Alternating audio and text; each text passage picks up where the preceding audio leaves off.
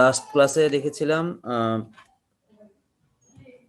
GIF, তাই তো, যে জিআইএফ ইমেজগুলো কিভাবে কাজ করে সেটা। আজকে আমরা দেখবো হচ্ছে আরেকটা ইমেজ ফরম্যাট, সেটা হচ্ছে পিএনজি ফরম্যাট। তো পিএনজি ফরম্যাটে যেটা হচ্ছে সেটা হচ্ছে আমরা আগে জেনেছিলাম যে পিএনজি ফরম্যাটটা কি, যে এটাতে অনেক বেশি ইনফরমেশন থাকে, অনেক বেশি ডেটা লেভেল থাকে, তাই তো। তো আমরা এখানে দেখতে পাচ্ছি পিএনজি লেভেলের টোটাল হচ্ছে 65,536টা হচ্ছে ব্রাইটনেস লেভেল থাকে, এবং তার কালার ডেপথ হচ্ছে 48 বিটস। তার মানে হচ্ছে যেখানে আগে আমরা দেখেছিলাম যে জিআইএফ 256টা কালার নিয়ে কাজ করতে পারতো, সেখানে তার মানে কালার এখানে আসলে প্রচুর, মানে মোটামুটি সব ধরনের কালারই সে এখানে নিয়ে আসতে পারছে, তাই তো।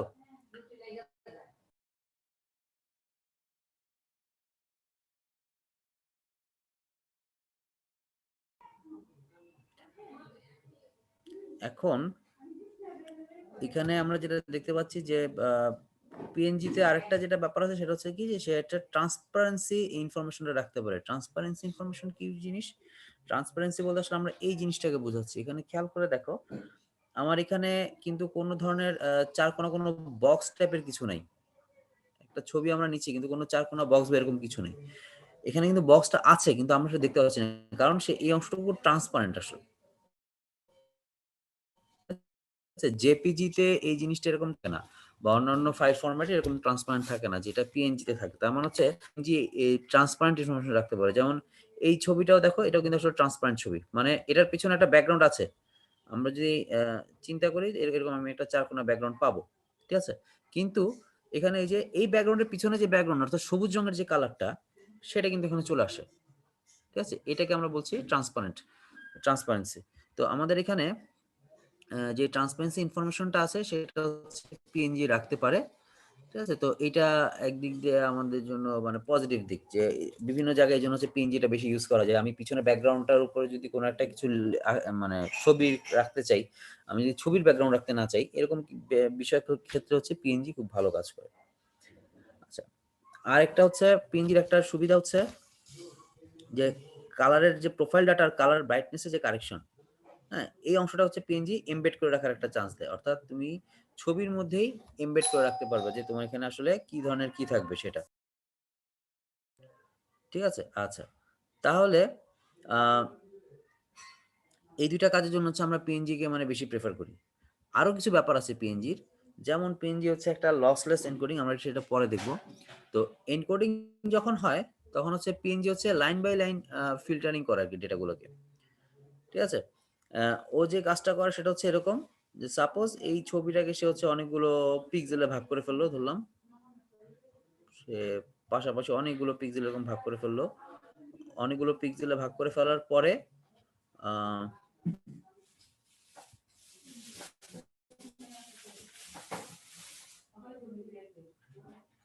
তারপরে সে এই প্রত্যেকটা পিক্সেলকে সে হচ্ছে এনকোড করতে থাকে, মানে লাইন বাই লাইন করে হচ্ছে সে এনকোড করতে থাকে, ঠিক আছে। ধরে নেওয়া হয় যে এই পিক্সেল থেকে এই পিক্সেলের ইনফরমেশনটা একটু মানে ইয়ে থাকবে, আহ বেশি ইয়ে থাকবে, যে ডিফারেন্সটা কম থাকার কথা, ঠিক আছে। কারণ পাশাপাশি দুটা পিক্সেলের মধ্যে ডিফারেন্স খুব কম থাকার কথা, এটা আসলে অনেক বেশি মানে ডিটেলস ছবি দেখে ডিফারেন্সটা এখানে আসলে বোঝা যাচ্ছে না, এই জন্য বলা হচ্ছে যে ডিফারেন্সটা হচ্ছে এখানে রেয়ার। যদি আমরা এরকম একটা জিনিস চিন্তা করি, এরকম ছবি, উম,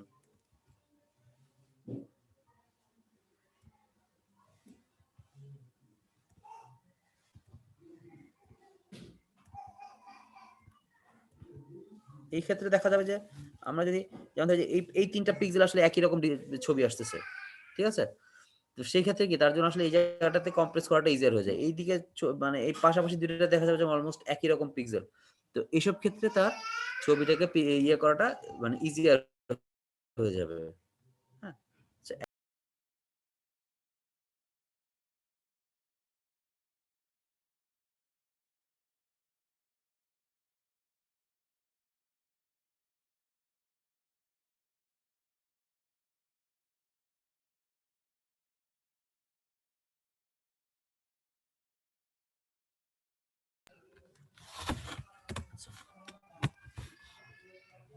তার মানে হচ্ছে আমাদের ডিফারেন্স যত কমন থাকবে মানে একই রকম ডিফারেন্স যখন থাকবে আমার জন্য খুব সুবিধা হবে, ঠিক আছে? যদি ডিফারেন্স বেশি হয়ে যায় তাহলে আমাদের জন্য একটু ঝামেলা হবে, তাহলে এখানে আসলে কম্প্রেশনটা এখানে কম হবে, কারণ এখানে একই রকম পিক্সেল পাচ্ছে, তো একই রকম পিক্সেলগুলো একসাথে সে কম্প্রেস করে ফেলতে পারে। আমরা যদি যে রান লেন্থ এনকোডিং কথা চিন্তা করি, আমরা কি দেখছিলাম যে একই রকম ক্যারেক্টার বা একই রকম নাম্বার যদি থাকতো আমরা সেটাকে একসাথে কম্প্রেস করে ফেলতে পারতাম। তো এই ক্ষেত্রে এই জন্য বাম পাশের ছবিটাতে কম্প্রেশন রেটটা অনেক হাই হবে ডান পাশেটাতে, কারণ ডান পাশেটাতে দেখা যাচ্ছে কি যে প্রতি পিক্সেলেই কিছু না কিছু মানে ডিফারেন্স আছে এখানে, ঠিক আছে? যেটা আসলে বাম পাশেটাতে নাই। তো ডান পাশের পিক্সেলটা যে যে নেচারের যে ছবিটা সেটাতে অনেক বেশি পরিমাণ হচ্ছে জায়গা লাগবে কম্প্রেস করার পর। আচ্ছা, তারপরে ডিকোডিং এর ক্ষেত্রে একই অবস্থা, যে আমরা যেভাবে এনকোড করছি সেভাবে ডিকোড করব। তো ডিকোডের জন্য যে অ্যালগরিদমটা ইউজ করা হয় সেটাকে বলা হচ্ছে ডিফ্লাইট অ্যালগরিদম। এটা একটা লসলেস প্রসেস, ঠিক আছে? তো লসলেস প্রসেস যেহেতু, তার মানে হচ্ছে কি যে ও আসলে কোনো ধরনের লস এখানে ইনভলভ থাকে না, অর্থাৎ আমরা যেই ছবিটাই দিচ্ছি একদম সেটার প্রত্যেকটা কালার অ্যাকুরেসি সহ সে হচ্ছে সেটাকে কম্প্রেস করে পিএনজিতে। এই জন্য দেখা যায় যে কম্পারেটিভলি মানে জেপিজি বা জেপেগ ছবিগুলোর যে ফাইল সাইজ থাকে পিএনজি ফাইল সাইজ তার চেয়ে অনেক বেশি থাকে, ঠিক আছে? আর আমরা বলেছিলাম যে আগে একবার বলেছিলাম যে এটা হচ্ছে এক ধরনের যে আর্কাইভ ফরম্যাটে নিয়ে যায়, সেটা হচ্ছে যে জিজেড ফরম্যাট, যেটা সেটা আমরা আগে একবার দেখেছিলাম যে জিজেড ফরম্যাটটা মানে বেশ কি বলবো যে মানে পার্টিকুলারলি মানে খুবই ইমপ্রুভড একটা ফরম্যাট কম্প্রেস করার জন্য। আচ্ছা, এইবার আসা হচ্ছে আমরা জেপেগ দেখব, যে জেপিজি যে ইয়েটা ফরম্যাটটা সেই ফরম্যাটটা দেখব যেটা আসলে কিরকম ফরম্যাট। আচ্ছা, ভালো কথা, পিএনজি নিয়ে কারো কোনো কোশ্চেন আছে? কোশ্চেন থাকলে কোশ্চেন করতে পারো।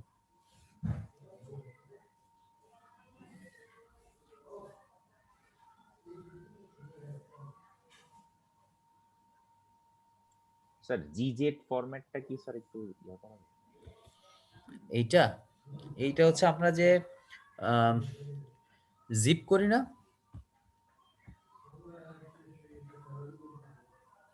সাপোজ ধরো আমি এখানে এখানে কি আছে,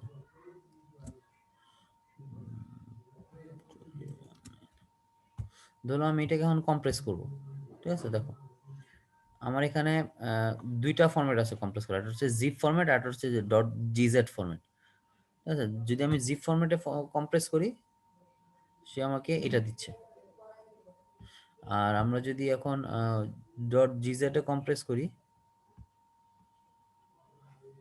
এই দেখো সে কিন্তু আমাকে কিন্তু ঠিকই কম্প্রেস দিল, ঠিক আছে?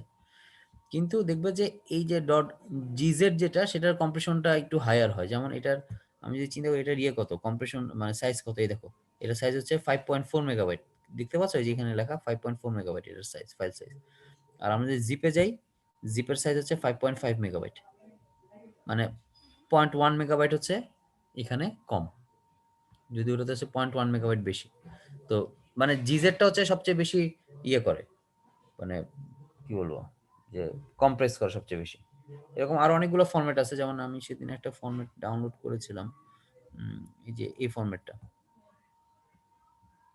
এই ফরম্যাটটা দেখো, এটাও কিন্তু একটা জিপ ফাইল ফরম্যাট। এই ফরম্যাটের নাম হচ্ছে এক্সজেড কম্প্রেস, ঠিক আছে? এটার ফাইল নাম দেখো, ফাইল নামের শেষে কি আছে, ডট এক্সজেড, ঠিক আছে? এটা এটা দেখো এটা অনেক হাই কম্প্রেস করে কিন্তু, যেমন এইটার কম্প্রেস সাইজ কত 1.6। আমি যখন এইটাকে ইয়ে করলাম মানে ডিকম্প্রেস করলাম, ঠিক আছে, মানে এক্সট্রাক্ট করছি, তখন আমি এই ফাইলটা পেয়েছি। এই ফাইলটার সাইজ দেখো কত 8.1। সো 8.1 কে সে হচ্ছে 1.6 জিবিতে হচ্ছে কম্প্রেস করে নিয়ে আসছে, তো বুঝতেই পারছো মানে অনেক হাই এফিসিয়েন্টলি মানে কম্প্রেশন, ঠিক আছে? তো আচ্ছা এরকম একটা কম্প্রেশন হচ্ছে জিজেড, ওটার কথা বলছিলাম যে মানে অনেকে ধারণা যে শুধুমাত্র জিপই হচ্ছে মাত্র একমাত্র কম্প্রেশন রেট না, জিপ আসলে একমাত্র না, জিপ ছাড়া অনেক আছে, এবং জিপ আসলে অত এফিশিয়েন্ট কিছু না, জিপের চেয়ে আর অনেক এফিশিয়েন্ট আছে, সেটা আমরা দেখলাম যে কি কি আছে, তাই তো? আচ্ছা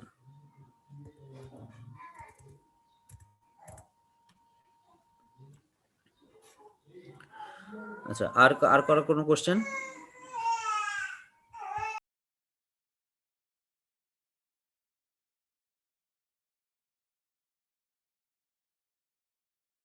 আর কারো কোনো কোশ্চেন?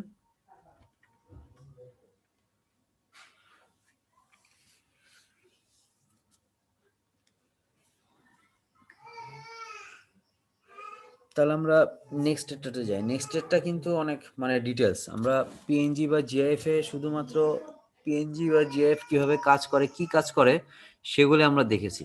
ঠিক আছে? আমরা নেক্সট যেটা দেখবো জেপিজি। জেপিজিটা একদম পুরো ডিটেলস দেখবো যে সে আসলে কিভাবে কম্প্রেস হচ্ছে, ডিকম্প্রেস হচ্ছে সেসব জিনিস। তো জেপিজিতে আমাদেরকে যে জিনিসটা জানতে হবে সেটা হচ্ছে জেপিজি মানে হচ্ছে জয়েন্ট ফটোগ্রাফিক এক্সপার্ট গ্রুপ। এটাকে অনেক সময় জেপেগও বলা হয়, অনেক সময় শুধুমাত্র জেপিজি বলা হয়, অর্থাৎ থাকে না। ঠিক আছে, যে জয়েন্ট ফটোগ্রাফি গ্রুপ এরকম। তো যাই হোক, এটা হচ্ছে একটা কম্প্রেশন প্রসেস। ঠিক আছে, যেটাকে বলা হচ্ছে যে এটার কম্প্রেশন হচ্ছে ন্যাচারাল, অর্থাৎ এটা ফটোগ্রাফি থেকে শুরু করে মানে সবকিছুতেই সে কম্প্রেস করতে পারে। এখানে আমাদেরকে একটা টার্ম জানতে হবে, সেটা হচ্ছে ডিসক্রিট কোসাইন ট্রান্সফরমেশন। ঠিক আছে, ডিসক্রিট কোসাইন ট্রান্সফরমেশন হচ্ছে আমরা যে ফুরিয়ার ট্রান্সফরমেশন পড়ে আসছিলাম সেরকম একটা ট্রান্সফরমেশন এটা, যে আমরা এক ধরনের ইনপুট দিব, সে আমাকে আরেক ধরনের আউটপুট দিবে। ব্যাপারটা অনেকটা এরকম যে ট্রান্সফর্ম করে দিবে, এবং ট্রান্সফর্ম করবো হচ্ছে একটা নির্দিষ্ট একটা ফর্মুলা মেনে। আমরা ফর্মুলাটা পরে দেখবো এখানে। এই ফর্মুলাটা হচ্ছে কোথায় গেল ফর্মুলাটা, এই যে এরকম একটা ফর্মুলা মেনে মেনটেন করে সে হচ্ছে এটাকে হচ্ছে ট্রান্সফর্ম করে। ঠিক আছে, আচ্ছা, যাই হোক, তো আমরা এই জিনিসটা আমাদেরকে একটু জানতে হবে যে ডিসিটি, এটাকে আমরা সংক্ষেপে বলেছি ডিসিটি।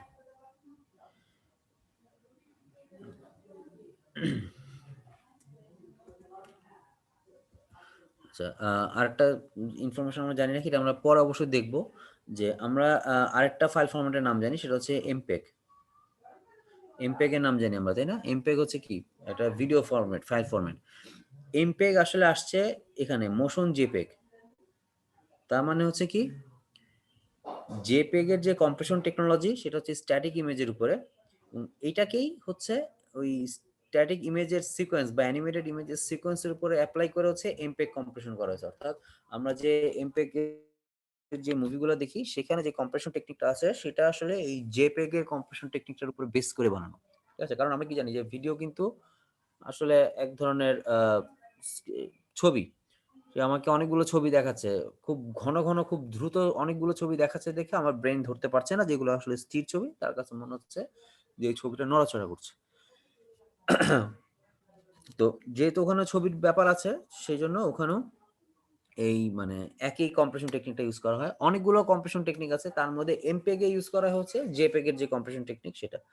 এখন অনেক ধরনের কম্প্রেশন টেকনিক চলে আসছে ইসের জন্য, মানে ভিডিওর জন্য। তোমরা হয়তো নাম শুনেছো, অনেক ধরনের কোডেক আছে, ডিভিআই টিভিআই, মানে অনেক ধরনের আছে, আমার নিজের অ্যাকচুয়ালি সেরকম নাম মনে নেই। তো সবই আসলে কি মাল্টিমিডিয়ার কম্প্রেশন আর এনকোডিং এর জন্যই ইউজ করা হয়। ঠিক আছে, আচ্ছা, যাই হোক, তো আমাদের জেপেগ কম্প্রেশন, আমরা এখানে খালি কম্প্রেশনটা দেখছি, ডিকম্প্রেশন এখনো দেখছি না, ডিকম্প্রেশন পরে দেখবো। ঠিক আছে, তো কম্প্রেস করার সময় যে চারটা স্টেপ আমাদেরকে ফলো করতে হয়, সেই চারটা স্টেপ হচ্ছে এগুলো। প্রথমটা হচ্ছে কালার কনভার্সন আর হচ্ছে স্যাম্পলিং করা হয় ফার্স্ট স্টেপে। তারপরের স্টেপ হচ্ছে ডিসিটির স্টেপ, যেটা হচ্ছে ডিসক্রিট কোসাইন ট্রান্সফরমেশন। তারপরের স্টেপ হচ্ছে কোয়ান্টাইজেশন করা হয়। তারপরের স্টেপ হচ্ছে কোডিং করা হয়, যেটাকে আমরা এনট্রপি কোডিং বলছি। ঠিক আছে, আচ্ছা, তাহলে আমরা যদি পুরো প্রসেসটাকে দেখি, আমাদের পুরো প্রসেসটা দেখতে এরকম লাগে। এখন জিনিসটা তোমাদের কাছে বুঝতে একটু কষ্ট মনে হচ্ছে, এই ব্লক ডায়াগ্রামটা। আমি ইনফ্যাক্ট ব্লক ডায়াগ্রামটা এখন সেরকম বুঝাবো না। তোমরা যখন পুরো প্রসেসটা জেনে যাবে তখন হচ্ছে তোমার জন্য ব্লক ডায়াগ্রামটা বোঝাটা ইজিয়ার হয়ে যাবে।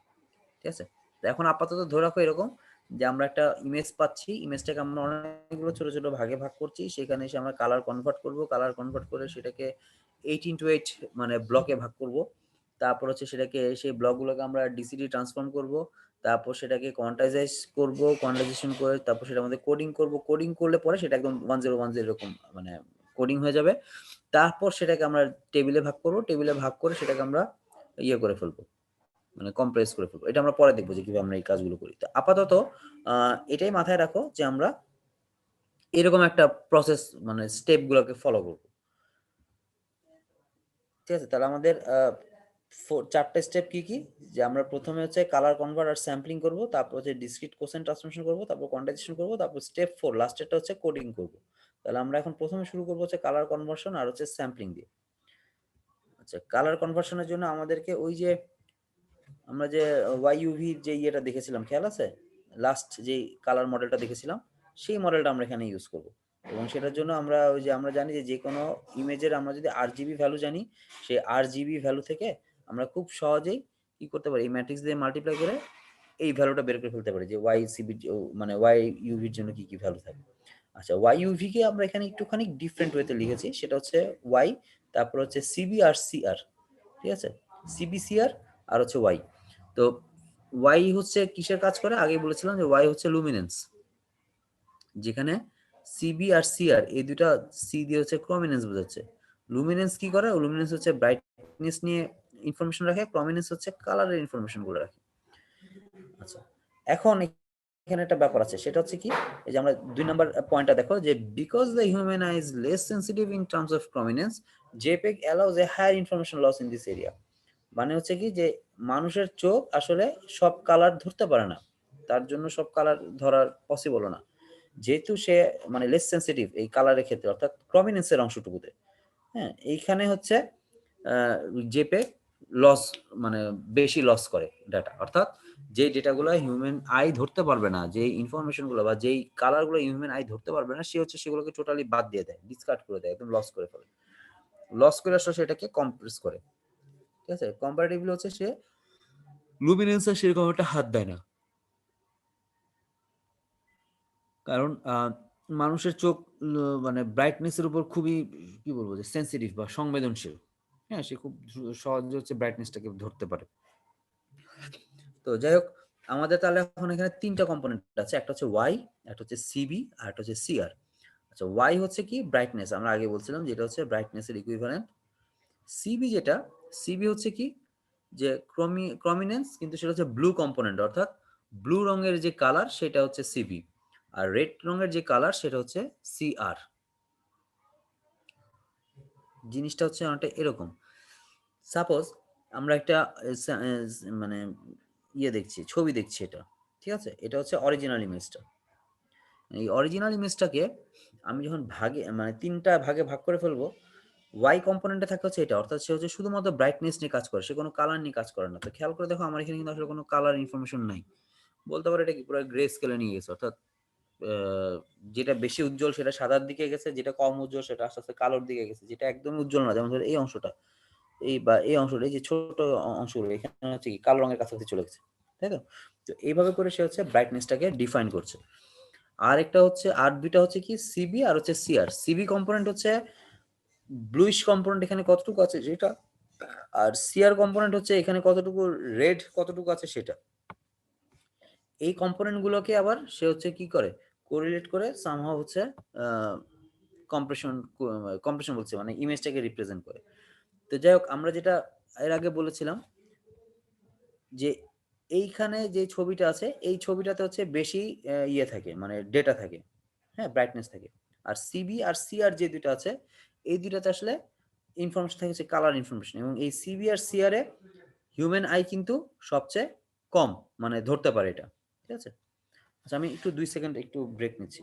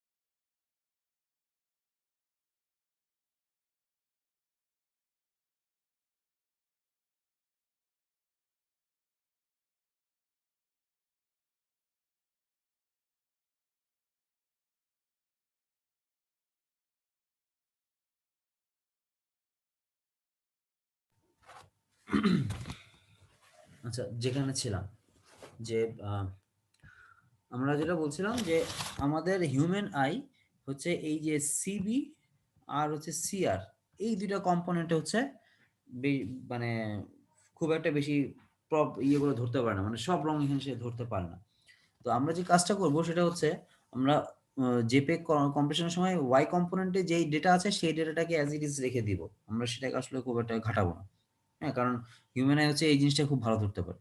আর এই দুটা জায়গা যেহেতু সে মানে অত ভালো পারফর্ম করে না হিউম্যান আই, এখানে এই দুটা থেকে হচ্ছে আমরা ইনফরমেশন বাদ দিয়ে দিব। তো ইনফরমেশন আমরা কিভাবে বাদ দিচ্ছি, বাদ দিচ্ছি অনেকটা এরকম যে আমরা যদি 4টা পিক্সেল নেই, ঠিক আছে, যে কোনো 4টা পিক্সেল ধরলাম, এবং প্রতিটা পিক্সেল যদি 8 জিবি করে ভ্যালু থাকে, 8 জিবি মানে রেড গ্রিন আর ব্লুর যদি ভ্যালু থাকে, আমরা যে কাজটা করব সেটা হচ্ছে প্রতিটার জন্য আমরা 3 বাইট করে যে জায়গাটা নিচ্ছিলাম, তাহলে আমাদের টোটাল কত, 4 3 4 12 বাইট জায়গা হয়ে যাবে। ঠিক আছে, 12 বাইট জায়গা লাগবে। কিন্তু আমরা যদি এখন এটাকে কমিয়ে দিই, অর্থাৎ প্রত্যেকটাকে যদি আমরা এখন কমিয়ে এরকম করি, আহ, যে আমরা শুধুমাত্র প্রথমটার জন্য আমি 4 বাইট জায়গা রাখছি, বাকিগুলোতে আমি আসলে 3 বাইটের জায়গায় 1 বাইট আর 1 বাইট করে জায়গা রাখছি। খেয়াল করে দেখো, আমরা ওয়াই এর জন্য রাখছি 4 বাইট, আর সিবি আর সিআর এর জন্য 1 বাইট করে জায়গা রাখছি। তাহলে কিন্তু আমি এখানে মানে 6 বাইটে কমাই নিয়ে আসতে পারি, যেটা আগে প্রথম ছিল 12 বাইট, যে আমি প্রত্যেকটাতে 3 বাইট 3 বাইট 3 বাইট করে জায়গা রাখছি। আমি কি বুঝতে পারছি ব্যাপারটা? তো এইভাবে করে হচ্ছে আমরা আসলে ইনফরমেশনটাকে কমিয়ে নিয়ে আসতে পারি। তাহলে ইনফরমেশনটা তাহলে আমার এখানে কিছু কম্প্রেস হয়ে গেল, যে আমার অরিজিনাল ইমেজে ছিল 12 বাইট, সেখান থেকে আমি আসলে 6 বাইটে নিয়ে আসলাম পুরো জিনিসটা। তার মানে আমাদের লস যদি হয়, লস আমাদের করতে হবে হচ্ছে সিবি আর সিআর, এই দুটো কম্পোনেন্টের মধ্যে। তো আমরা যখন কালার কম্প্রেশন করলাম, দেখো আমরা এখানে প্রমিনেন্স দিয়ে কাজ করেছি। ঠিক আছে, এটা কিন্তু অলরেডি একটা ডাউন স্যাম্পলড ইমেজ, মানে এইটার যে ইমেজ, এটা কিন্তু তার চেয়ে মানে অনেকটুকু ডাউন স্যাম্পল করা, অর্থাৎ তার প্রমিনেন্স এখানে অনেক কম, সিবি সিআর দুটাই অনেক কম। কিন্তু আমরা কি কোনো ডিফারেন্স বুঝতে পারছি দুইটার মধ্যে? আমরা কিন্তু কোনো ডিফারেন্স বুঝতে পারছি না। আমাদের জন্য দুটাই সেম, মানুষের চোখ। যেহেতু আমি ওয়াইতে কোনো কিছু চেঞ্জ করি নাই, শুধুমাত্র সিবি আর সিআর এ চেঞ্জ করেছি, এই জন্য আসলে আমার কাছে কোনো ডিফারেন্স কিন্তু মনে হচ্ছে না এখানে। ঠিক আছে, তো ক্রমিনেন্সের এই কাজটা করলাম। তো এটাই হচ্ছে আমাদের কালার কনভার্সন আর স্যাম্পল যে স্টেপটা। ঠিক আছে, তো এই স্টেপটা আমরা এখানে করে ফেললাম। এবার আমরা সেকেন্ড স্টেপে যাব। আমাদের সেকেন্ড স্টেপ ছিল হচ্ছে ডিসক্রিট কোসাইন ট্রান্সফরমেশন বা ডিসিটি। তো ডিসক্রিট কোসাইন ট্রান্সফরমেশনটা কি? ডিসক্রিট কোসাইন ট্রান্সফরমেশনটা হচ্ছে একটা প্রসেস, যে প্রসেসের মাধ্যমে সে প্রত্যেকটা পিক্সেলকে আলাদা ভাগে ভাগে ভাগ করে। ঠিক আছে, যেমন ব্যাপারটা হচ্ছে একটা এরকম যে এই Fourier related transform similar to the discrete Fourier transform, অর্থাৎ এটা হচ্ছে কি একটা ডিসক্রিট ফুরিয়ার ট্রান্সফর্মের মতোই সিমিলার, কিন্তু এটা শুধুমাত্র রিয়েল নাম্বার নিয়ে কাজ করে। আমরা কি জানি যে ডিএফটি যেটা, সেখানে কিন্তু ইমাজিনারি নাম্বার থাকে, রাইট? জে নিয়ে কাজ করে না ফুরিয়ার ট্রান্সফরমেশন, আমরা তো জে করে আসছি। কিন্তু discrete Fourier discrete cosine transformation যেটা, সেটা কিন্তু শুধুমাত্র রিয়েল নাম্বার নিয়ে কাজ করবে।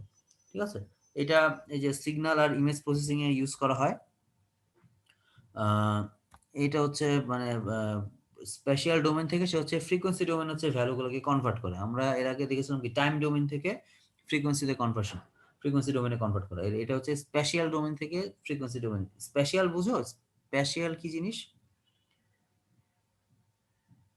স্পেশাল মানে হচ্ছে স্পেস। ঠিক আছে, যে আমি কতটুকু স্পেস নিয়ে কাজগুলো করছি। টি তো হচ্ছে সময়, সময় স্থান আছে না, বলে না যে সময় স্থান একটা জিনিস, টাইম এন্ড স্পেস।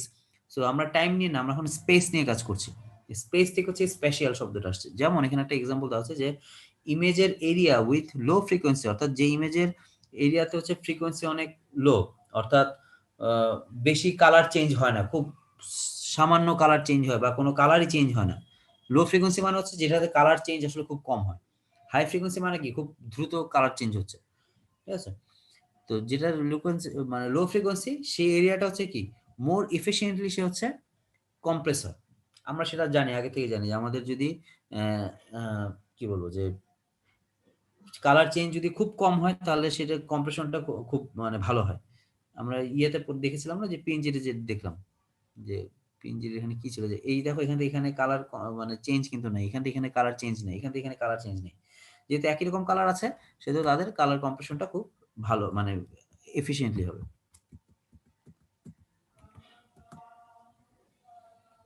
ঠিক আছে? আচ্ছা। এই ডিসিটিতে হচ্ছে জেপেগ, এমজেপেগ, এমপেগ, ডিভি কম্প্রেশন এসব জায়গায় হচ্ছে এটা ইউজ করা হয়।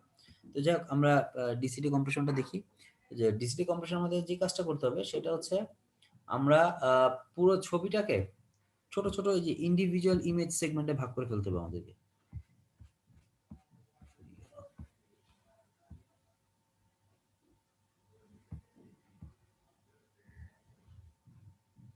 তো আমাদের যে অরিজিনাল ছবি যেটা ছিল সেটা দেখো আমরা ছোট ছোট ছোট ছোট ভাগে ভাগ করে ফেলেছি।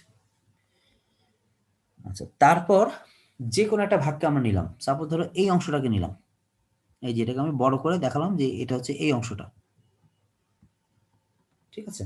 আচ্ছা, এবার আমরা যে অংশটাকে নিলাম সেই অংশটাকে আমরা যে কাজটা করলাম সেটা হচ্ছে যে আমরা ওয়াই সিবি সিআর, আচ্ছা সরি এখানে সিবি সিবি লেখা আছে, এটা সিবি আর সিআর হবে। ঠিক আছে? যে ওয়াই সিবি সিআর কে আমরা হচ্ছে আলাদাভাবে প্রসেস করলাম, শুধু প্রসেসই করলাম না, আমরা এটাকে 8x8 একটা পিক্সেলে ভাগ করলাম, অর্থাৎ এখানে টোটাল হচ্ছে 8টা পিক্সেল, আবার এই দিকে হচ্ছে টোটাল 8টা পিক্সেল, 8x8 অর্থাৎ টোটাল 64টা পিক্সেলে ভাগ করলাম এই ছোট অংশটাকে। ঠিক আছে?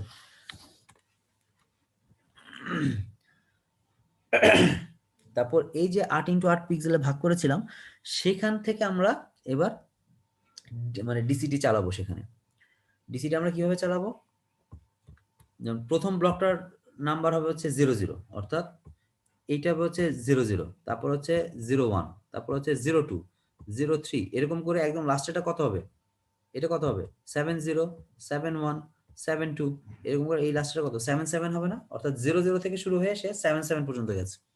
এটা এখানে বলা হচ্ছে যে এটা হচ্ছে 00 থেকে লেফট হচ্ছে মানে টপ লেফট হচ্ছে 00 তে শুরু হবে এবং end in the lower right হচ্ছে 77 যাবে।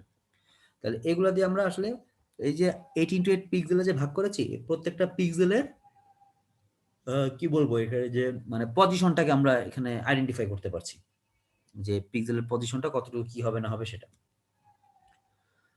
আচ্ছা, তারপরে এই যে আমি প্রত্যেকটাকে আইডেন্টিফাই করলাম, আইডেন্টিফাই করার পরে এবার আমাকে এই ফর্মুলা দিয়ে হচ্ছে পুরো জিনিসটাকে ডিসিটিতে কনভার্ট করে ফেলতে হবে। সে কিভাবে ডিসিটিতে কনভার্ট করছে দেখো, এখানে হচ্ছে যে এক্স ওয়াই, এক্স ওয়াই মানে হচ্ছে কোনটা, এই যে এই 7 যেটা এটা মানে প্রথমটা হচ্ছে এক্স, তারপরটা হচ্ছে ওয়াই। ঠিক আছে? এভাবে করে সে হচ্ছে ভাগ করছে। তাহলে আমরা এই যে ফাংশন অফ এক্স ওয়াই কস, দেখো এক্স এর জায়গায় এক্স বসাই দিলাম, ওয়াই এর জায়গায় ওয়াই বসাই দিয়ে আমরা কিন্তু এই জিনিসটাকে ক্যালকুলেট করে ফেলতে পারি। ঠিক আছে? ক্যালকুলেট করে আমরা হচ্ছে ইউভি দিয়ে একটা কনভার্সনে নিয়ে আসতে পারি। ইউভি হচ্ছে কোন কনভার্সন, ইউভি হচ্ছে যখন আমি ডিসিটি কনভার্ট করে ফেলবো ফ্রিকোয়েন্সি ডোমেনের যে ভ্যালুটার কনভার্সন সেটা, অর্থাৎ এটা ছিল হচ্ছে স্পেস ডোমেনের কনভার্সন এক্স ওয়াই মানে স্পেস ডোমেনের ভ্যালু, আর ইউভি হচ্ছে ফ্রিকোয়েন্সি ডোমেনের ভ্যালু। তাহলে আমরা প্রত্যেকটার জন্য আমরা এরকম করে একটা করে এফইউভি পাবো। ঠিক আছে? যে প্রত্যেক মানে এই এক্স ওয়াই এর জন্য আমরা এফইউভি পাবো। আচ্ছা, তাহলে আমরা যখন এক্স ওয়াই থেকে এফ ইউভি অর্থাৎ এক্স ওয়াই থেকে ইউভি তে যাচ্ছি সেটাকে আমরা বলছি ডিসিটি। ঠিক একইভাবে আমরা যদি এক্স মানে ইউভি থেকে যদি এক্স ওয়াই ব্যাক করি সেটাকে আমরা কি বলবো, ইনভার্স ডিসিটি। যেমন ইনভার্স ফুরিয়ার ট্রান্সফর্ম ছিল সেরকম ইনভার্স ডিসিটি। আচ্ছা, যাই হোক, তো আমরা এটার ফর্মুলাটা দেখলাম। এইবার যে ফর্মুলাটা দিয়ে আমরা যে কাজটা করব সেটা হচ্ছে আমরা প্রত্যেকটার জন্য এরকম ভ্যালু পাচ্ছি। দেখো এটা হচ্ছে কিন্তু সেই যে 8টা ভাগ করেছিলাম আমি, ওই 8টা ভাগ। ঠিক আছে? এই 8টা ভাগ এটা, এই 8টা ভাগের মধ্যে এখন সে প্রতিটা ভাগের মধ্যে দেখো একটা করে মানে কিছু ডাটা স্টোর করছে। ডাটাটা আসলে কি স্টোর করছে, এটা আসলে কি, এটা হচ্ছে আমি বলতে পারি একটা সাইন ওয়েভ। যখন সে পজিটিভের দিকে ছিল তখন সে হচ্ছে সাদা রং, যখন সে নেগেটিভ দিকে যাচ্ছে তখন হচ্ছে সে হচ্ছে কালো রং। আবার এটাও একটা সাইন ওয়েভ আমি বলতে পারি না, এই সাইন ওয়েভটা কিভাবে যাবে এরকম, অর্থাৎ যখন পজিটিভের দিকে তখন হচ্ছে সাদা রং, যখন নেগেটিভ দিকে তখন হচ্ছে কালো রং। তাহলে এখানে চিন্তা করো, তাহলে এখানে কি হচ্ছে, যদি আমি ধরি পজিটিভ হচ্ছে সাদা রং তাহলে এদিকে সাদা, তারপর আবার নেগেটিভ আবার সাদা, তাহলে এরকম একটা সাইন ওয়েভ হবে। এটাও ঠিক একইভাবে যাবে।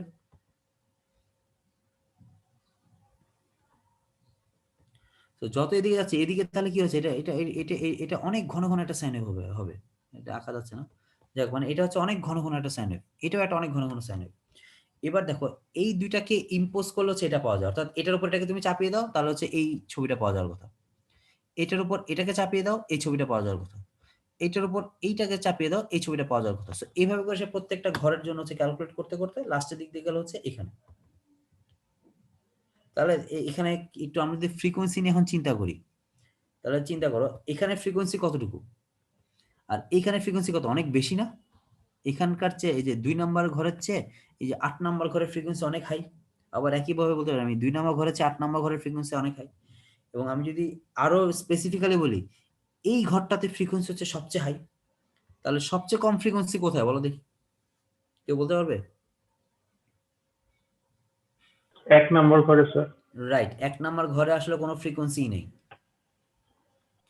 এই ভ্যালুগুলো কিভাবে আসছে, এই যে তুমি জাস্ট এখানে এক্স আর ওয়াই এর ভ্যালু 0 0 এখানে বসাতে থাকো, বসালে দেখবে যে সে তোমাকে মানে প্রত্যেকটার জন্য হচ্ছে এই যে যোগ করে করে করে করে করে করে হচ্ছে তোমাকে প্রতিটা ঘরের জন্য হচ্ছে ভ্যালু দিবে। যেহেতু আমি এখানে কজ নিয়ে কাজ করছি সেজন্য আমার এখানে একটা কোসাইন ওয়েভ আমি পাচ্ছি, ঠিক আছে? আচ্ছা, যেহেতু 1 নাম্বার ঘরে কোনো ফ্রিকোয়েন্সি নেই, এইটাকে আমরা বলি হচ্ছে ডিসি। আমরা কি জানি, আমরা তো ডিসি কারেন্ট জানি। ডিসি কি জিনিস, যেটাতে কোনো ফ্রিকোয়েন্সি থাকে না, আর এসি হচ্ছে কি ফ্রিকোয়েন্সি।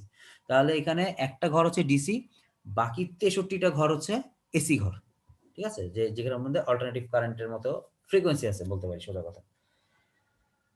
তাহলে এবার আমি এই যে 8/8 যে ভাগটা করলাম এই ভাগের মধ্যে আমরা এটাকে ভাগ করে ফেলছি। এখানে একটা অ্যারো দেখতে পাচ্ছ, রাইট? এই যে অ্যারোটা কিভাবে আসছে সেটা আমরা একটু পরে দেখবো যে অ্যারোটা কেন আসছে। আচ্ছা, আমরা দেখলাম হচ্ছে ফ্রিকোয়েন্সির রেসপেক্টিভে, কিন্তু এটা তো আসলে একটা ভ্যালু দিবে, এটা তো সে আমাদেরকে কিছু ভ্যালু দিবে, কারণ আমি তো এটাকে নিউমেরিক্যালি অ্যানালাইজ করতেছি। সো কস এতর জন্য একটা ভ্যালু পাবো, কস এতর জন্য একটা ভ্যালু পাবো, সেই দুইটাকে আমি গুণ করব, গুণ করে যোগ করবো, তো যোগ করলে আমি কি একটা নিউমেরিক্যাল ইন্টিজার টাইপের ভ্যালু পাওয়ার কথা আমার, তাই তো? সো তাহলে এফ ইউভি হচ্ছে কি একটা ইন্টিজার ভ্যালু দিবে। তো আমরা এখানে প্রত্যেকটা জায়গায় আসলে কি ইন্টিজার ভ্যালু থাকবে, আমরা বোঝার সুবিধার জন্য এটাকে কোসাইন দিয়ে দেখছিলাম, কিন্তু এখানে প্রত্যেকটাতে ইন্টিজার ভ্যালু থাকবে। ইন্টিজার ভ্যালুগুলো যে এইভাবে থাকবে, খেয়াল করে দেখো। প্রথমটা 150, তারপর হচ্ছে 80, 40, 14, 4, 2। খেয়াল করে দেখো আমরা যত এখান থেকে এদিকে যাচ্ছি তার ভ্যালু কিন্তু কমে যাচ্ছে, যত এদিক থেকে এদিকে যাচ্ছে তার ভ্যালু হচ্ছে কমে যাচ্ছে, এবং এইখানে তার ভ্যালু একদম কম। সোজা কথা হচ্ছে আমি যত হাই ফ্রিকোয়েন্সির দিকে যাচ্ছি তার কোএফিশিয়েন্ট তত কমছে। আমরা হারমোনিক্স এর ক্ষেত্রে তোমাদের কি খেয়াল আছে, যখন আমরা ফুরিয়ার সিরিজ করতাম আমরা কি করতাম, যে হাই ফ্রিকোয়েন্সির হারমোনিক্স গুলো বাদ দিয়ে দিতাম। কেন বাদ দিয়ে দিতাম? কারণ আমরা ধরে নিতাম যে ওগুলো কম্পোনেন্ট এতই কম যেটা আসলে আমাদেরকে না ধরলেও চলে, হ্যাঁ, যে ওটার কোফিশিয়েন্ট জিরোর কাছাকাছি বা প্রায় জিরো। এখানেও ঠিক একই কাজ হচ্ছে, যে আমাদের হাই ফ্রিকোয়েন্সি মানে কোফিশিয়েন্ট গুলো এতই কম যে এটা প্রায় জিরোর কাছাকাছি চলে আসছে। তো আমি যখন এটাকে ডিসিটি কোফিশিয়েন্টে নিয়ে আসবো, সে হচ্ছে এরকম আমাকে হাই ফ্রিকোয়েন্সি ইয়ে করে নিয়ে আসবে, মানে জিরোতে নিয়ে আসবে। আচ্ছা, তারপরে ধরো এই জিনিসগুলো হচ্ছে আমাদেরকে কোয়ান্টাইজেশন করতে হবে। হ্যাঁ, কোয়ান্টাইজেশন কেন করব? কোয়ান্টাইজেশন করব হচ্ছে আমরা এগুলো একটা ইউনিফর্ম একটা ছাঁচে নিয়ে আসতে চাই। যেমন ধরো আমরা চাচ্ছিলাম যে শুধুমাত্র এই প্রত্যেক এই ভ্যালুগুলো মানে এখানে যা আছে সবগুলোকে হচ্ছে সে জিরো করবে, কিন্তু দেখো এখানে দুটো আবার ওয়ান পড়ে গেছে। কিংবা আমরা চাচ্ছি যে এই বক্স বরাবর যেগুলো আছে তারপরে সবগুলো সে জিরো হবে, ঠিক আছে? কিন্তু এখানে দেখো মাঝখানে আবার কিছু ভ্যালু পড়ে যাচ্ছে। তো কোয়ান্টাইজেশন করে আমরা আসলে এইগুলোকে বাদ দেওয়ার চেষ্টা করি। তো আমরা এখন কোয়ান্টাইজেশন কিভাবে করবো, আমরা ওই যে এফইউবি যেটা ক্যালকুলেট করেছিলাম সেটার সাথে এবার হচ্ছে একটা কোয়ান্টাইজেশন ভ্যালু আমরা হচ্ছে ডিভাইড করব, ঠিক আছে? এই ভ্যালুটা কোত্থেকে আসবে? এই ভ্যালুটা আসবে হচ্ছে এই কোয়ান্টাইজেশন টেবিল থেকে। কোয়ান্টাইজেশন টেবিলের ভ্যালুগুলো দেখো, কোয়ান্টাইজেশন টেবিলের ভ্যালুগুলো দিয়ে দেওয়া আছে, যে প্রথম 4টা ঘর হচ্ছে 1 1 1 1, তারপরটা হচ্ছে 2 2, তারপরটা হচ্ছে 4 4, খুব সহজ মনে রাখা, তারপরটাতে 8 8, তারপরটা 16 16, এদিকে 32 32, তারপরটা হচ্ছে 64 64, ঠিক আছে? তো এইভাবে করে হচ্ছে আমরা কোয়ান্টাইজেশন টেবিলটা পেতে পারি। এখন কোয়ান্টাইজেশন টেবিলের প্রত্যেকটা ভ্যালু থেকে হচ্ছে আমরা এখানে প্রত্যেকটা ভ্যালুকে মানে ভাগ দিতে পারি। যেমন 150, 150কে আমি ভাগ দিব কত দিয়ে, মানে এটা হচ্ছে এফ ইউভি যদি 150 হয় তাহলে কি ইউভি, এই যে 1 দিয়ে ভাগ দিব, 1 দিয়ে ভাগ দিলে আমি কত পাবো, এখানে 150 150 পাবো। তারপর হচ্ছে পরেরটাতে আমরা আসি, যেমন 80, 80কে ভাগ দিব কত দিয়ে, 1 দিয়ে, 1 দিয়ে ভাগ দিলে সে 80 পাচ্ছে। তারপর হচ্ছে 40, 40কে ভাগ দিব কত দিয়ে, 2 দিয়ে, 2 দিয়ে ভাগ দিলে আমি পাচ্ছি 20। তো এভাবে করে আমি ভাগ করে যাবো। এখন ভাগ করতে করতে যদি আমরা দেখি যে একটা কোনো ফ্র্যাকশন চলে আসছে, আমরা সেই ফ্র্যাকশনটাকে মিটিগেট করার জন্য একটা প্লাস 0.5 পর্যন্ত আমরা ভ্যালু মানে বাড়াতে পারি, যোগ করতে পারি, অ্যাড করতে পারি, ঠিক আছে? কেন? কারণ হচ্ছে যে rounded to the next whole number, অর্থাৎ নেক্সট হোল নাম্বার অর্থাৎ পূর্ণ সংখ্যায় আমরা নিয়ে যাওয়ার জন্য আমরা এখানে কিছু যোগ করতেই পারি। তাহলে আমরা যদি এরকম কোয়ান্টাইজেশন করতে থাকলে একসময় দেখা যাবে যে আমাদের কোয়ান্টিটেটিভ টেবিল মানে নতুন কোএফিসিয়েন্ট গুলো এরকম হয়ে যাচ্ছে। এটা ছিল পুরনো থেকে আমরা নতুন এরকম পাচ্ছি। তাহলে এখানে দেখো এখানে কি হচ্ছে, এখানে যতগুলো জিরো ছিল তার চেয়ে বেশি জিরো এখানে, খেয়াল করে দেখছো? আচ্ছা, তাহলে আমাদের যাই হোক আমরা আমাদের কোয়ান্টাইজেশন স্টেপটা শেষ। আমাদের লাস্ট স্টেপ হচ্ছে এনকোড করা। এনকোড করার যে স্টেপটা কোড করা সেটা হচ্ছে যে এই অ্যারো দিয়ে, আমরা যেটা যে অ্যারোর কাজটা দেখছিলাম যে এখানে একটা অ্যারোর ব্যাপার ছিল। হ্যাঁ, এই অ্যারোটা হচ্ছে এইভাবে। অ্যারোটা সে কেন এখানে আনছে, আমরা এনকোড করব কিভাবে? আমরা প্রত্যেকটা পিক্সেল কি পাশাপাশি এনকোড করে যাব? না, আমরা প্রতিটা পিক্সেল পাশাপাশি এনকোড করব না। আমরা এনকোড করব হচ্ছে প্রথমে 150 মানে এই পিক্সেল থেকে এদিকে যাবে, তারপর এরকম করে আসবে, তারপর এরকম, অর্থাৎ একটা জিগজ্যাগ প্যাটার্ন সে হচ্ছে মেইনটেইন করবে। এই জিগজ্যাগ প্যাটার্ন কেন সে মেইনটেইন করবে? কারণ খেয়াল করে দেখো, জিগজ্যাগ প্যাটার্নে যদি যায় তাহলে একটা নির্দিষ্ট সময় পর, যেমন এই 1 এর পরে সে প্রচুর জিরো পাচ্ছে, পুরো প্যাটার্ন ধরে তার হচ্ছে জিরো। তার মানে হচ্ছে এই পুরো জিরো গুলোকে তার কম্প্রেস করা খুব সহজ হয়ে যায়, কারণ সে প্রচুর একই রকম ভ্যালু পাচ্ছে। তো সেটাকে সে হচ্ছে কম্প্রেস করে ফেলতেছে। তার অ্যাকচুয়াল ইনফরমেশন হচ্ছে শুধুমাত্র এই অংশের মধ্যে, রাইট? শুধুমাত্র এই অংশের মধ্যে হচ্ছে তার অ্যাকচুয়াল ইনফরমেশন, বাদ বাকি ইনফরমেশন হচ্ছে তার জিরো। সো সেটাকে হচ্ছে সে খুব সহজে কম্প্রেস করে ফেলতে পারে। কিন্তু আমরা যদি এভাবে না যদি পাশাপাশি যেতাম তাহলে কিন্তু আমরা এরকম টানা জিরো পেতাম না, কারণ সে এভাবে পাশাপাশি যেত, আবার এখানে জিরো আসতো, জিরো পর আবার এখানে কিছু ভ্যালু আসতো, আবার এখানে ভ্যালু পেতো, আবার জিরো আসতো, আবার ভ্যালু পেতো, আবার ভ্যালু জিরো, মানে এভাবে করে আসতো। তো দেখা গেছে যে এই জিনিসটা হচ্ছে বেশি এফিশিয়েন্ট যদি আমরা এরকম জিগজ্যাগ করে যাই। জিগজ্যাগ করে গেলে সে হচ্ছে আমাকে সবচেয়ে বেশি পরিমাণ জিরোকে সে কম্প্রেস করতে পারে। ঠিক আছে, তাহলে কম্প্রেস করে ফেলে আমরা এবার যেই কোডটাতে কনভার্ট করলাম, ঠিক আছে, সাপোজ ধরলাম যে আমরা এটা একটা আরএলই কোড চালাতে পারি, run length encoding. Run length encoding করলে সে কি করবে, এটা কম্প্রেস হয়ে গেল। এবার কম্প্রেস হয়ে যাওয়ার পর যে এই অংশটা থাকে সেটার মধ্যে আমরা একটা হাফম্যান কোডিং চালাতে পারি আবার। সো আরএলই এবং হাফম্যান কোডিং আমরা পড়ে আসছি এর আগে। তো দুইটাকে একসাথে চালিয়ে হচ্ছে এই কোডিংটা শেষ করা হয়, অর্থাৎ আলটিমেটলি যেই ইয়েটা থাকবে, যে কোডটা সে আলটিমেটলি দিবে সেটা হচ্ছে একটা বাইনারি কোড, যেই কোডটা আমরা এই প্রথমে দেখেছিলাম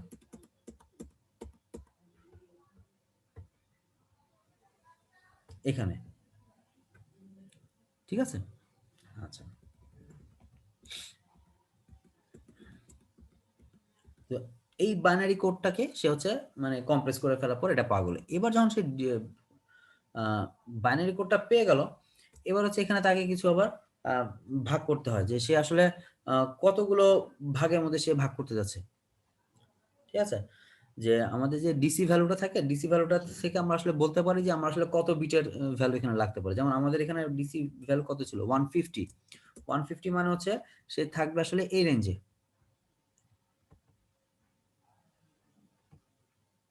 দেখো 150 এখানে চলে আসে, 128 থেকে 255, সো 150 এখানে চলে যায়।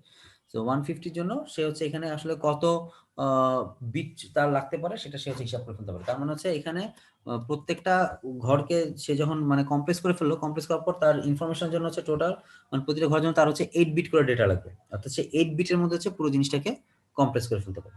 ঠিক আছে, এটা হচ্ছে ডিসির জন্য। আর এসির জন্য সে যখন 80 হয়, 80 মানে হচ্ছে সে হচ্ছে এই অংশে থাকবে, কই গেল এইটা।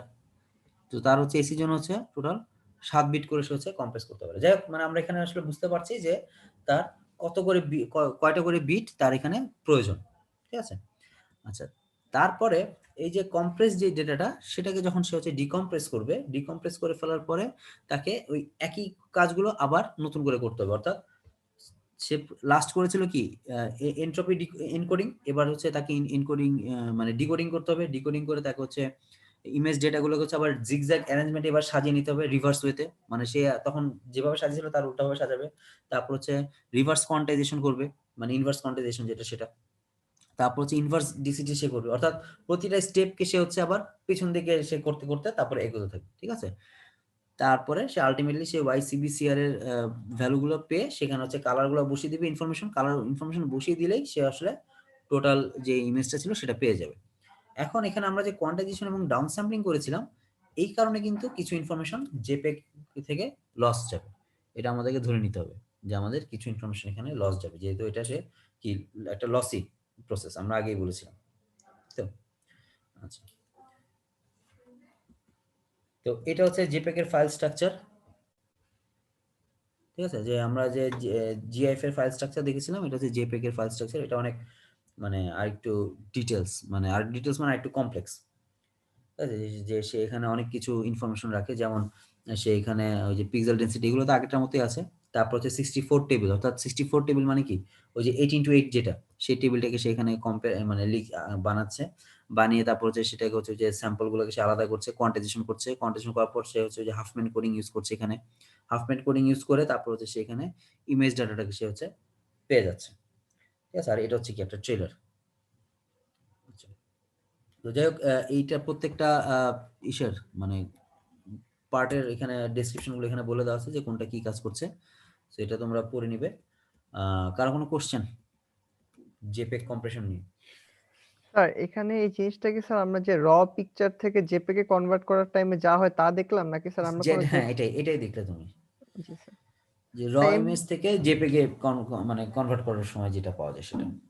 স্যার আমরা যখন কোনো কিছু আপলোড দিই জেপেগ ফাইল, তখন তো স্যার এই কনভার্সন হয় না, ওটা আবার আলাদা কনভার্সন। তুমি যখন কোনো কিছু আপলোড দিচ্ছ তখন তুমি আসলে এই স্টেপের পরে যা পাচ্ছ ভ্যালুটা, সেই ভ্যালুটাকে তুমি আপ করছো। মানে হচ্ছে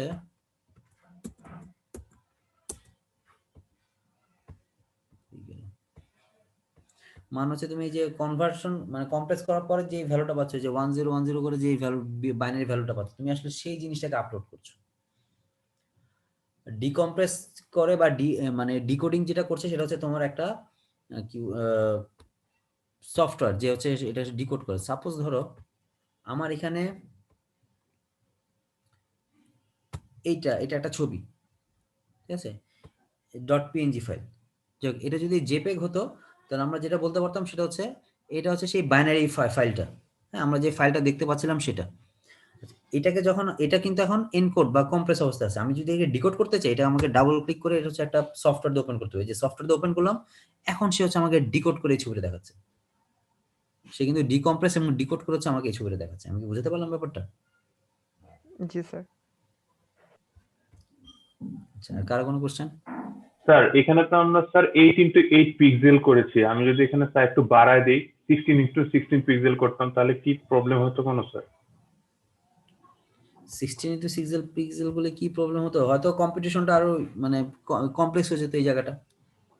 স্যার এটা কি আমার জন্য বেটার হতো নাকি স্যার লস হতো স্যার ইনফরমেশন? এইটা তো আসলে এভাবে চিন্তা করিনি। তোমার যদি আরো 16x16 হতো তাহলে তোমার এখানে আরো বেশি ঘর আসতো, রাইট? দেখেন এখানে হচ্ছে তখন 16x16 অনেক বেশি ঘর আসতো, অনেক হাই ফ্রিকোয়েন্সি আসতো। আলটিমেটলি ওই হাই ফ্রিকোয়েন্সি গুলো সব জিরোই আসতো।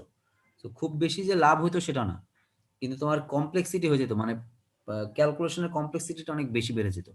কারণ তুমি চিন্তা করো, তোমার এইখানে আমরা কিন্তু এরকম প্রত্যেকটা ঘরকে 8x8 করতেছি। তো প্রত্যেকটা ঘর 8x8 হচ্ছে। এখন এটা ছবিটার রেজুলেশন যদি আরো বড় হতো তাহলে কিন্তু তোমার 8x8 করার যে ঘর সেগুলোর সাইজ আরো বেড়ে যেত। তো এমনিতেই প্রসেসটা যথেষ্ট কমপ্লেক্স, তার মধ্যে তুমি যদি এখন এটাকে যদি আরো 16x16 করো তাহলে কি এটা আরো কমপ্লেক্সিটি হয়ে যাবে। তুমি যদি 64x64 করো তাহলে কমপ্লেক্সিটি আরো বেড়ে যাবে। হয়তো তার এনকোড করতে অনেক সময় লাগবে, ডিকোড করতে অনেক সময় লাগবে। কিন্তু এইখানে যে তোমার যে খুব বেশি লাভ হচ্ছে সেটা না কিন্তু, কারণ তো তার তো এখানে তো আস্তে আস্তে হাই ফ্রিকোয়েন্সি হয়ে যাবে, এবং হাই ফ্রিকোয়েন্সি হয়ে গেলে আমরা কি দেখছি যে হাই ফ্রিকোয়েন্সি গুলোতে সে আলটিমেটলি জিরোই দিয়ে দিবে তোমাকে। তো তুমি প্রচুর জিরো পাচ্ছ, কিন্তু মানে তোমার আসলে ওদিক দিয়ে কোনো লাভ হচ্ছে না। শুধু তোমার কম্পিটিশনাল যে প্রসেসটা সেইখানে হচ্ছে প্রচুর সময় নষ্ট হচ্ছে।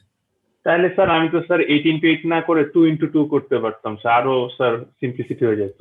হ্যাঁ, 2x2 তুমি করতে পারতে, তখন তোমার 2x2 করলে তখন তোমার এরকম আসতো, তোমার এই ইনফরমেশন গুলো তখন অনেক কিছু বাদ পড়ে যেত, অনেক বেশি ইনফরমেশন বাদ পড়ে যেত, তোমার ইনফরমেশন অনেক বাদ পড়ে যেত তখন। আমরা এখানে কোন ইনফরমেশন গুলো বাদ দিচ্ছি যেগুলো আমাদের কাজে লাগছে না, যেগুলো জিরো হয়ে গেছে। এখানে স্যার ওয়ান্টেড ইনফরমেশন থাকতে পারে না স্যার, জিরো জিরো স্যার, যেখানে যে 00 হয়েছে এখানে স্যার ওয়ান্টেড ইনফরমেশন গুলো থাকতে পারে না স্যার? কি ইনফরমেশন? মানে স্যার মানে মেইন ইনফরমেশন গুলো থাকতে পারে না স্যার নরমালি? না, সে তো তোমার তো এই জন্যই তো আমরা ডিসিটি কনভার্সন করলাম। আমরা কি বলি, আমরা হায়ার ফ্রিকোয়েন্সি গুলাকে আমরা কেন বাদ দেই নরমালি? কারণ হচ্ছে হায়ার ফ্রিকোয়েন্সি আমরা শুনতে পারি না। আমরা যখন একটা হাই পাস ফিল্টার ইউজ করি, সরি হাই পাস বলছি, লো পাস ফিল্টার যখন ইউজ করি, আমরা লো পাস ফিল্টার কোথায় ইউজ করি? দেখবো যে অডিও রিলেটেড যত ব্যাপার স্যাপার আছে সব আমরা হচ্ছে লো পাস ফিল্টার ইউজ করি। কারণ হচ্ছে হাই পাস ফিল্টার মানে সরি হাই পাস বলছি, মানে হাই ফ্রিকোয়েন্সি আমাদের দরকারই নেই, আমরা হাই ফ্রিকোয়েন্সি ধরতেই পারি না।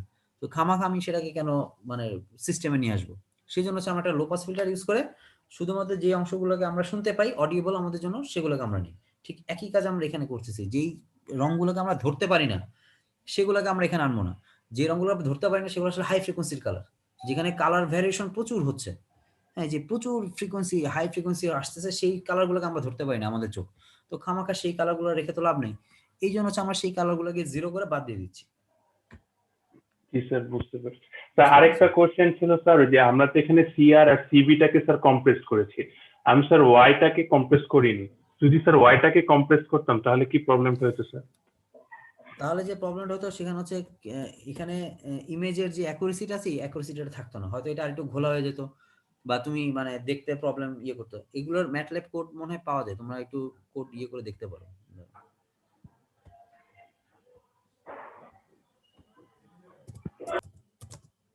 জেপিইজি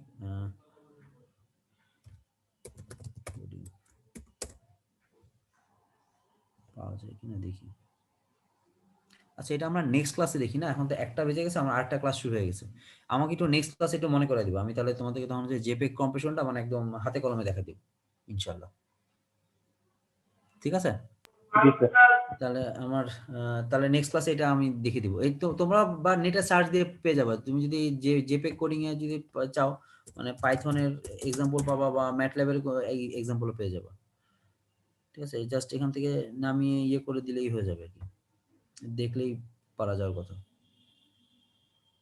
এই যেখানে ইনকোডার ডিকোডারের যে পাইগুলো আছে সেগুলো, আচ্ছা এগুলো পরে তাহলে আমরা ইনশাআল্লাহ নেক্সট ক্লাসে এগুলো দেখবো। ঠিক আছে, যে ও কিভাবে এখানে কাজগুলো করছে। ঠিক আছে, তাহলে আজকে এখানে শেষ করছি। তোমরা অ্যাটেন্ডেন্সটা দিয়ে ফেলো। আচ্ছা, আল্লাহ হাফেজ তাহলে সবাইকে।